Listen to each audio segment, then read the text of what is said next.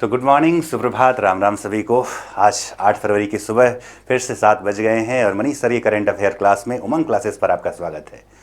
जीवन में आगे बढ़ना है तो आपके लिए एक ही माध्यम है कि सरकारी नौकरी, क्योंकि हम ये बात समझते हैं कि अधिकांश वही लोग जो है सरकारी नौकरी की तैयारी कर रहे होते हैं जो कि उच्च वर्गों से, अर्थात ठीक है, जिनके लक्ष्य जो है, जिनके पारिवारिक स्थिति उतनी बेहतर नहीं रहती है। अगर बहुत अच्छी बेहतर स्थिति रहती तो उम्मीद है कि आप और कुछ कर रहे होते, लेकिन आपको अपने जीवन को आगे अगले स्तर तक ले जाना है तो इसका एक माध्यम क्या बनता है? सरकारी नौकरी।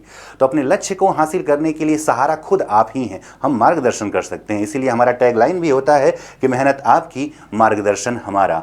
इसी लक्ष्य के साथ हमारा संस्थान उमंग क्लासेस आपके साथ जुड़ा है। मैं मनीष सिंह भी आपके साथ जुड़ा हूं। ये रोज करंट अफेयर की क्लास आपको देते रहें। ठीक, जीवन में हमेशा इस बात को याद रखना कि सहारा खुद ही बनना है। इसीलिए किसी ने कहा भी है कि जब टूटने लगे हौसले तो बस यह याद रखना, जब टूटने लगे हौसले तो बस यह याद रखना कि बिना मेहनत के हासिल तक तो ताज नहीं होते। ढूंढ लेना अंधेरों में मंजिल अपनी, क्योंकि जुगनू कभी रोशनी के मोहताज नहीं होते। चलिए तो आज की क्लास की शुरुआत करते हैं और देखते हैं पहला सवाल क्या है। तो पहला सवाल जुड़ा है भारत की गौरव से जुड़ा है, भारत की महानता से जुड़ा है। ये ग्लोबल शिक्षक पुरस्कार 2026 से सम्मानित किया गया है। किसको सम्मानित किया गया है? पहली बार इस बात को समझिएगा कि यह पुरस्कार दिया कहाँ गया है। तो यह पुरस्कार दिया गया है वर्ल्ड गवर्नमेंट समिट में। गवर्नमेंट समिट जो कि हुआ कहाँ पर है? तो सर ये तो दुबई में, पिछली क्लास में ही आपने बताया था। ठीक है, यूएई के दुबई शहर में हुआ। ठीक है, इस समारोह में ही भारत की एक शिक्षिका जिनका नाम है क्या? रूबल नागी। क्या नाम है जिनका? रूबल नागी, जो कि जुड़ी है कहां से? जम्मू कश्मीर से। कहां की रहने वाली हैं? जम्मू कश्मीर की रहने वाली रूबल नागी को, ठीक है, वैश्विक शिक्षक पुरस्कार से क्या किया गया? सम्मानित किया गया। इस बात को भी ध्यान रखेंगे कि रूबल नागी द्वारा 800 से ज्यादा लर्निंग सेंटर स्थापित किए गए, जिससे कि जम्मू कश्मीर वाले क्षेत्रों में जहां पर अभी विकास उतनी तीव्र गति से नहीं हो पाया, शिक्षा का स्तर उतनी तेजी से नहीं बढ़ पाया जितना कि मुख्य राज्यों में, वहां पर रूबल नागी के प्रयास ने, ठीक है, उन्हें वैश्विक स्तर पर इस पुरस्कार के लिए, ठीक, नामांकित किया और उन्हें यह पुरस्कार दिया गया। विश्व गवर्नमेंट यानी विश्व सरकार की समिति जो कि हुई कहां पर? दुबई में हुआ। यहां यह भी जानेंगे कि भारत सरकार में भी दिया जाता है एक पुरस्कार जो कि कहलाता है राष्ट्रीय शिक्षक पुरस्कार। तो आप इस नाम से ही जान सकते हैं कि यह पुरस्कार कब दिया जाता होगा, क्योंकि हम जानते हैं कि शिक्षक दिवस मनाते हैं हम 5 सितंबर को। कब? 5 सितंबर को। और इस वर्ष यानी कि 2025 में कुल 45 शिक्षकों को यह पुरस्कार दिया गया। कौन सा पुरस्कार? ठीक, तो राष्ट्रीय शिक्षक पुरस्कार से सम्मानित किया गया। यह भी याद रखेंगे कि उत्तर प्रदेश के मधुरिमा तिवारी और रामलाल सिंह यादव, उत्तर प्रदेश के 2 शिक्षक कौन रहे? तो एक रही कौन? मधुरिमा तिवारी। उत्तर प्रदेश के 2 शिक्षकों को भी यह सम्मान मिला और एक रहे कौन? रामलाल यादव रहे। इन दोनों लोगों को राष्ट्रीय शिक्षक पुरस्कार, वहीं रूबल नागी को मिला क्या? वैश्विक शिक्षक पुरस्कार। कहां पर? दुबई में मिला। चलिए बढ़ते हैं जरा अगले सवाल की तरफ, देखते हैं क्या कह रहा है। महिला प्रीमियर लीग 2026 की विजेता टीम कौन सी है? जिस प्रकार पुरुषों की आईपीएल होती है, आप उसको लेकर, ठीक है, हमेशा उत्सुक हुए रहते हैं, उसी प्रकार से वर्ष 2022 में स्थापना हुआ किसका? WPL यानी वुमेन प्रीमियर लीग का, जिसका पहला संस्करण 2023 में हुआ। इसका कौन सा संस्करण? पहला संस्करण की अगर बात किया जाए, ठीक है, तब से प्रत्येक वर्षों में आयोजित होता और इस बार भी आयोजित हुआ। और इस बार की फाइनल मुकाबला जो कि खेला गया कहां पर? फाइनल मुकाबला खेला गया वडोदरा के BCA स्टेडियम में। वडोदरा के BCA स्टेडियम में खेला गया और इस एक प्रतियोगिता में, इस फाइनल प्रतियोगिता में आमने सामने 2 टीमें थीं। एक टीम जिसका नाम क्या? रॉयल चैलेंजर बेंगलुरु यानी कि RCB, और दूसरी टीम जो है DC यानी कि दिल्ली कैपिटल्स। RCB की कप्तान रही स्मृति मंधाना। भारतीय महिला टीम के स्टार खिलाड़ी कौन? स्मृति मंधाना इसकी कप्तान रही। वहीं DC की कप्तान रही जेमिमा रोड्रिग्स। और दोनों खिलाड़ियों ने बेहतरीन प्रदर्शन किया इस प्रतियोगिता में और जेमिमा रोड्रिग्स की टीम ने पहले खेलते हुए 202 रन का लक्ष्य दिया, जिसे आसानी से आरसीबी की टीम ने हासिल कर लिया। और दूसरी बार, ठीक है, कौन सी बार? दूसरी बार आरसीबी की टीम ने क्या जीता? WPL, जो कि ठीक है इस वर्ष की विजेता कौन सी टीम बन गई? आरसीबी। साथ ही साथ यह भी जानेंगे कि सर्वाधिक रन का जो पुरस्कार दिया जाता है ऑरेंज कैप भी किसको मिला? स्मृति मंधाना को मिला। किसको मिला? स्मृति मंधाना को मिला। वहीं पर विकेट की श्रेणी में अगर बात करें तो दिया जाता है पर्पल कैप, और तो पर्पल कैप मिला गुजरात की यानी गुजरात जायंट्स की खिलाड़ी सोफिया डेविन को। किसको मिला? सोफिया डेविन को क्या मिला? पर्पल कैप, जिन्होंने कुल 17 विकेट हासिल किए थे। तो इस सवाल का जवाब क्या हो गया? आरसीबी हो गया। चलिए बढ़ते हैं अगले सवाल की तरफ। अंडर 90 पुरुष एक दिवसीय विश्व कप 2026 किस देश ने जीता? भारत का गौरव एक बार फिर बढ़ा, ठीक है। और अब तक कुल 6ठी बार, यानी कौन सी बार? 6ठी बार भारत ने अंडर 19 विश्व कप क्या किया? जीता है। और इस बार की विजेता टीम भारत रही। किसको पराजित करके? इंग्लैंड को पराजित करके, ठीक है। इस प्रतियोगिता के फाइनल जो कि खेला गया कहां पर? ठीक है, तो आप जानते हैं कि यह प्रतियोगिता चूंकि हो रही थी अफ्रीका महाद्वीप में, ठीक, कहां पर आयोजन हो रहा था? अफ्रीका महाद्वीप में, जिसमें 3 देश प्रमुख रूप से थे, जिम्बाब्वे, नामीबिया और कौन सा? दक्षिण अफ्रीका रहा, ठीक है। तो इस फाइनल मुकाबले में खेलते हुए भारत ने इंग्लैंड को हराया। भारत ने लक्ष्य दिया कितने रनों का? तो 411 रनों का लक्ष्य बनाया, ठीक, जिसके जवाब में इंग्लैंड की टीम 311 रनों पर क्या हो गई? पराजित हो, ऑल आउट हो गई। तो 100 रनों से इंग्लैंड की टीम को हार मिली, जहां पर सर्वाधिक रन स्कोरर रहे भारत के अंडर 19 स्टार खिलाड़ी वैभव सूर्यवंशी ने बहुत ही बेहतरीन प्रदर्शन करते हुए, ठीक है, 175 रनों की क्या खेली? पारी खेली, ठीक। तो इसका जवाब क्या हो गया? भारत कौन सी बार जीता है? तो 6ठी बार जीता है। कहां हुआ है? अफ्रीका के जिम्बाब्वे, नामीबिया और दक्षिण अफ्रीका में हुआ है। चलें बढ़ते हैं। भारतीय टीम के कप्तान की अगर बात करें तो कप्तान थे कौन? आयुष महात्री। इन्होंने भी फाइनल मुकाबले में शानदार प्रदर्शन करते हुए एक अर्धशतकीय पारी इन्होंने भी खेली थी। बढ़ते हैं अगले सवाल, चौथा सवाल। 2025 का उपेंद्र नाथ ब्रह्मा पुरस्कार किसे प्राप्त हुआ है? ठीक है, उपेंद्र नाथ ब्रह्मा पुरस्कार को कहा जाता है मानवता का सिपाही। क्या? ठीक है, इस पुरस्कार को और क्या कहा जाता है? मानवता का सिपाही पुरस्कार भी कहा जाता है। तो पूछ रहा है किसे प्राप्त हुआ है? भूटान की महारानी को, थाईलैंड के राजकुमार को, सोनिया गांधी जी को, या भारत के प्रधानमंत्री नरेंद्र मोदी को? तो यह मिला है किसको? भूटान की महारानी को। किसको मिला है? भूटान की महारानी को, जिनका नाम जो है, ठीक है, इन्हें कहा जाता है माँ जी, ठीक है, माँ जी दोरजी वांगमो। इनका नाम है दोरजी वांगमो वांगचुक, जो कि महारानी है कहाँ की? भूटान की। इन्हें मिला है मानवता का सिपाही पुरस्कार। ये कहाँ दिया गया है? तो बोडोलैंड यूनिवर्सिटी में। बोडोलैंड, ठीक, कहाँ पर? तो बोडोलैंड यूनिवर्सिटी में यह पुरस्कार दिया गया है, जो कि है कहाँ पर?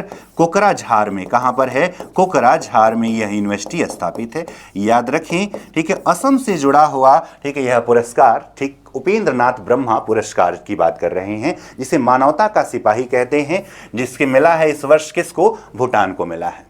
ठीक है, असम की बात आई है, इस बात को ध्यान देंगे कि असम आजाद भारत का दूसरा और भारत का तीसरा राज्य बनने वाला है जो अपने यहाँ यूसीसी को लागू करने वाला है।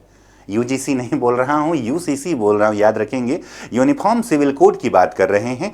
ठीक है, सबसे पहले आप जानते हैं आज़ादी से पहले ही जहां लागू है वो क्षेत्र गोवा था। आज़ादी के बाद पहला राज्य कौन सा बना? उत्तराखंड बना। अब इसी कड़ी में अगला राज्य जो बनने वाला है वो कौन सा? असम बनने वाला, जहां के मुख्यमंत्री हेमंत बिश्व शर्मा, ठीक है, ने इसको लेकर अपना एक प्रस्ताव दिया है कि हम असम में लागू करेंगे क्या? यूनिफॉर्म सिविल कोड, जिससे घुसपैठियों को आने से रोका जा सके और सभी के लिए, ठीक है, अर्थात सभी धर्मों के सभी लोगों के लिए समान सिविल कानून बनाया जा सके। आप जानते हैं भारतीय संविधान की अनुच्छेद 44 में लिखा गया है यूनिफॉर्म सिविल कोड के बारे में। चलिए जरा अगला सवाल देखते हैं, पांचवा। एशियाई शूटिंग चैंपियनशिप का आयोजन कहां हुआ? ठीक है, तो अभी ये आयोजन हो रहा है किसका? एशियाई शूटिंग चैंपियनशिप का, जो चलेगा कब से? 4 से 13 फरवरी तक। कहां हो रहा है? तो भारत की राजधानी के शहर किसमें? न्यू दिल्ली में हो रहा है। कौन सी रेंज में हो रहा है? तो करड़ी सिंह शूटिंग रेंज में यह आयोजित हो रहा है, जिसमें ठीक है उम्मीद थी कि भारत के स्टार खिलाड़ी मनु भाकर ठीक और इसके साथ साथ सम्राट राणा बहुत बेहतरीन प्रदर्शन करेंगे। हालांकि टीम वर्ग में मनु भाकर की टीम ने स्वर्ण पदक तो जीता, लेकिन 10 मीटर ठीक है जब हम बात कर रहे हैं इसकी तो याद रखें 10 मीटर ठीक पिस्टल स्पर्धा में 10 मीटर पिस्टल स्पर्धा में भारत की एक ओलंपियन खिलाड़ी अर्थात ओलंपिक पदक तो नहीं जीता पर ओलंपिक में भाग ले चुकी हैं ईसा सिंह, इन्होंने जीता क्या ठीक है स्वर्ण पदक। कौन सी प्रतियोगिता में? 10 मीटर पिस्टल स्पर्धा में। साथ ही साथ टीम वर्ग में भी इन्होंने यानी कि ईसा सिंह, मनु भाकर और सुरुचि सिंह ने मिलकर ठीक है उसमें भी स्वर्ण पदक जीता। हालांकि सम्राट राणा को कांस्य पदक से संतोष करना पड़ा व्यक्तिगत स्पर्धा में, और टीम स्पर्धा में सम्राट राणा ने ठीक है रजत पदक जीता था। तो बात किसकी हो गई? एशियाई शूटिंग चैंपियनशिप कहां आयोजित हुआ है? नई दिल्ली में आयोजित हो रहा है। चलिए बढ़ते हैं अगला सवाल। छठा नंबर क्या कह रहा है? 400 अरब डॉलर, सॉरी माफ करिएगा, ये 800 अरब डॉलर है। 800 अरब डॉलर की संपत्ति वाले दुनिया के पहले व्यक्ति कौन बने? एक व्यक्ति इतना पैसा कमा रहा है कि बाकी जितने भी अरबपति हैं उसके आगे गरीब लग रहे हैं। आजकल यही टैगलाइन चल रही है, ठीक है। यानी कि जब हम बात करते हैं जेफ बेजोस, बिल गेट्स या मार्क जुकरबर्ग या एलन मस्क की, तो एलन मस्क दुनिया के वो पहले व्यक्ति हैं जिनकी संपत्ति 800 अरब डॉलर को पार कर चुका है, ठीक है। और वहीं जो दूसरे, तीसरे, चौथे और पांचवें पे हैं उनकी संपत्ति 200 अरब डॉलर के पास है। अब अंदाजा लगा सकते हैं कि 2, 3, 4, 5 मिलके जितना पैसा है उतना पैसा अकेले किस आदमी के पास हो चुका है? एलन मस्क के पास हुआ। ये किससे पता चला है? तो फोर्ब्स की लिस्ट आई है, ठीक है, जो कि 2026 की पहली लिस्ट फरवरी में आई है। उसमें ठीक विश्व के सबसे अमीर व्यक्ति का टैग फिर से एक बार किसको मिला? एलन मस्क को मिला। किसको? एलन मस्क, जिनकी एक कंपनी आप जानते हैं टेस्ला समूह के मालिक हैं। वहीं अंतरिक्ष क्षेत्र में इनकी कंपनी का नाम क्या है? स्पेस एक्स है। क्या नाम है जिसका? स्पेस एक्स जो है, ठीक है। संयुक्त राज्य अमेरिका से संबंधित कौन से? एलन मस्क की बात हो गई। चलिए जरा बढ़ते हैं, अगला सवाल क्या करता है?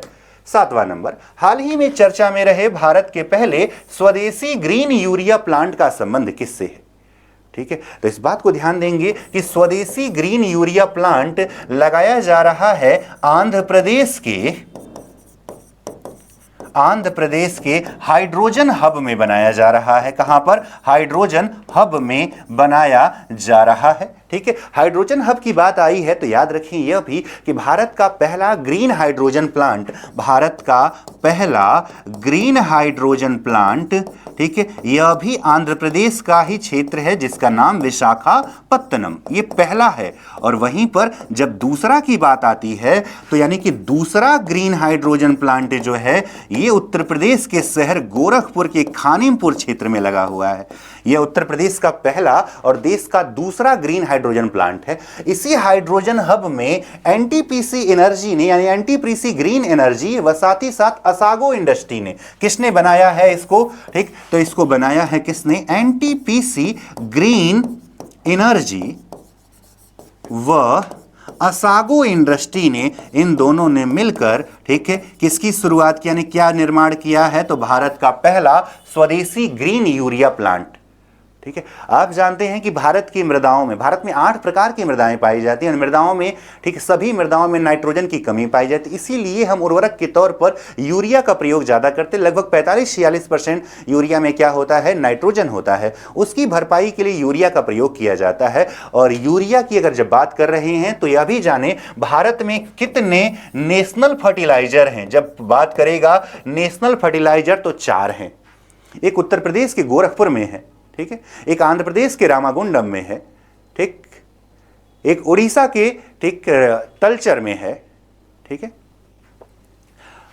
तो इस प्रकार 4 किसकी बात हो जाती है? नेशनल फर्टिलाइजर की बात हो जाती है। इसका जवाब क्या हो जाएगा? आंध्र प्रदेश हो जाएगा। आंध्र प्रदेश जिसकी नई राजधानी अमरावती बन रही है, जिसे सिंगापुर के मॉडल पर बनाया जा रहा है। चलिए जरा आगे बढ़ते हैं। विंग्स इंडिया अवार्ड 2026 में किसे वर्ष के सर्वश्रेष्ठ हवाई अड्डे का पुरस्कार प्रदान किया गया? विंग्स इंडिया अवार्ड पहली बार जाने हुआ कहां पर है? तो हैदराबाद में हुआ है। बेगमपेट नाम सुना होगा आपने, वहां पर, कहां पर? हैदराबाद का बेगमपेट में हुआ है विंग्स इंडिया अवार्ड 2026। इस बात को ध्यान देंगे कि वर्ष का सर्वश्रेष्ठ हवाई अड्डा किसको चुना गया है, तो दिल्ली के इंदिरा गांधी नेशनल, ठीक है, यानी कि जब बात करते हैं, ठीक है, IGI Indira Gandhi international airport, उसे चुना गया है वर्ष का सर्वश्रेष्ठ। याद यह भी रखना है कि यह देश का पहला वाटर प्लस एयरपोर्ट भी कौन सा है, तो वाटर प्लस एयरपोर्ट भी कौन सा है, तो दिल्ली है। त्रिनेत्र सुविधा वाला एयरपोर्ट भी कौन सा है, तो वो भी कौन सा है, तो यही आईजीआई यानी इंदिरा गांधी। देश में वर्तमान में कुल 34 अंतर्राष्ट्रीय हवाई अड्डे हैं। 34 क्या हैं, इंटरनेशनल एयरपोर्ट हैं, ठीक, जिसमें से सबसे ज्यादा इंटरनेशनल एयरपोर्ट उत्तर प्रदेश में कितने, 5 हैं, जिसमें एक बन रहा है जो लगभग पूरा होने वाला, और दुनिया का दूसरा सबसे बड़ा और एशिया का सबसे बड़ा कहां पर, तो गौतम बुद्ध नगर में, जिसका नाम जेवर अंतर्राष्ट्रीय हवाई अड्डा। इसके अतिरिक्त जो है आप जानते हैं कि लखनऊ में है चौधरी चरण सिंह अमौसी अंतर्राष्ट्रीय हवाई अड्डा, ठीक। वहीं पर तीसरा बनारस में बाबतपुर के क्षेत्र में, जिसका नाम है लाल बहादुर शास्त्री अंतर्राष्ट्रीय हवाई अड्डा, लाल बहादुर शास्त्री अंतर्राष्ट्रीय हवाई अड्डा। वहीं चौथा जो है ये अयोध्या में बना है, जिसका नाम महर्षि वाल्मीकि अंतर्राष्ट्रीय हवाई अड्डा रखा गया है, ठीक है। और वहीं पांचवा जो बन चुका है गोरखपुर के पास क्षेत्र, जहां बुद्ध जी को महापरिनिर्वाण प्राप्त हुआ था, तो कुशीनगर में। तो 5 अंतर्राष्ट्रीय हवाई अड्डों वाला प्रदेश उत्तर प्रदेश है। देश में 34 अंतर्राष्ट्रीय हवाई अड्डे हैं। उत्तर प्रदेश के कई सारे क्षेत्रों में घरेलू हवाई पट्टियां भी हैं, जैसे गोरखपुर में महायोगी गुरु गोरखनाथ के नाम पे बना हुआ है, वहीं पर कानपुर में चकेरी है, तो वहीं इलाहाबाद में बमरौली है, ठीक है। चलिए जरा बढ़ते हैं अगले सवाल की तरफ। 9वां नंबर,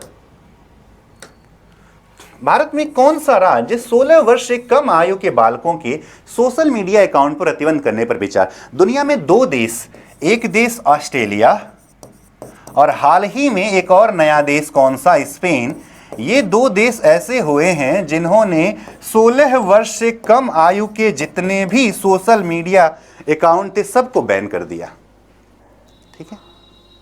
क्योंकि आप जान रहे होंगे कि मोबाइल जो है, ठीक है, लाभदायक तो है, पर लाभदायक से ज़्यादा कई बार बच्चों के लिए नुकसान, क्योंकि मोबाइल पर बहुत सारी चीज़ें दिखाई देती हैं जो बच्चों के स्वास्थ्य के लिए, या कह सकते हैं कि इंडोर में रहने के लिए प्रेरित करती हैं, लेकिन आउटडोर खेलने से या बाहर की चीज़ों को जानने से उसका सर्वांगीण विकास हो पाता है, उसमें बाधक बन जाता है। तो इसी प्रक्रिया में भारत के 2 राज्य हैं जो इस पर विचार कर रहे हैं कि भारत में भी क्यों न अपने राज्यों में हम 16 वर्ष से अधिक कम आयु के बालकों पर के सोशल मीडिया पर प्रतिबंध लगा दें। कौन कौन से, गोवा और आंध्र प्रदेश जो है, ठीक है। कौन कौन से राज्य, गोवा और कौन सा राज्य, आंध्र प्रदेश। पहले कहां लागू हुआ, ऑस्ट्रेलिया, और कहां पे, स्पेन में लागू हो चुका है। चलिए जरा बढ़ते हैं। 10वां नंबर, कौन सा जिला 2047 तक सभी के लिए बीमा के तहत 100% बीमा कवरेज हासिल करने वाला भारत का पहला जिला बन गया है। तो लक्ष्य था कि 2047 तक सभी के पास क्या कर दिया जाए, बीमा कर दिया जाए, ठीक है। इसी लक्ष्य से 20 साल पहले किसने हासिल कर लिया, तो अलवर, राजस्थान का जिला अलवर ने इसे क्या कर लिया, हासिल कर लिया, ठीक है। याद रखेंगे, यह बीमा की जब बात होती है तब हम एक संगठन की बात करते हैं जिसका IRDA के नाम से इंश्योरेंस रेगुलेटरी, ठीक है, डिपार्टमेंट अथॉरिटी की बात, डेवलपमेंट अथॉरिटी की बात की जाती है। आई लगा देते इंडिया हो जाता है, ठीक है।